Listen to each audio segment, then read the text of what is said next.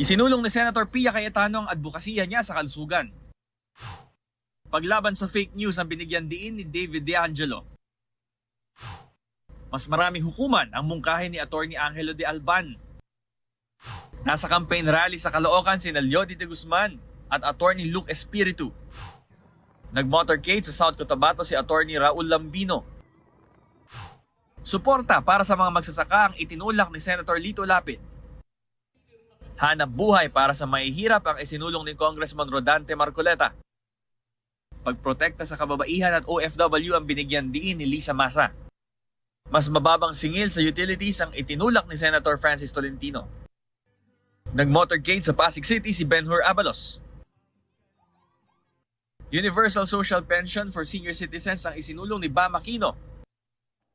Isinulong ni Mayor Abby Binay ang libreng maintenance medicine. Promotion ng MSMEs ang isa sa mga advokasya ni Ping Lacson. Kasama nila sina Manny Pacquiao at Tito Soto.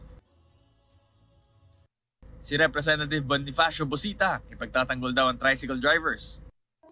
Proteksyon sa kababaihan, kabataan at LGBTQIA ang isinulong ni Congresswoman Arlene Brosa sa Quezon City. Patuloy namin sinusundan ang kampanya ng mga tumatakbong senador sa eleksyon 2025. Ito ang unang balita, Bam Alegre para sa GMA Integrated News. Kapuso, huwag magpapahuli sa latest news and updates. Mag-iuna ka sa balita at mag-subscribe sa YouTube channel ng GMA Integrated News.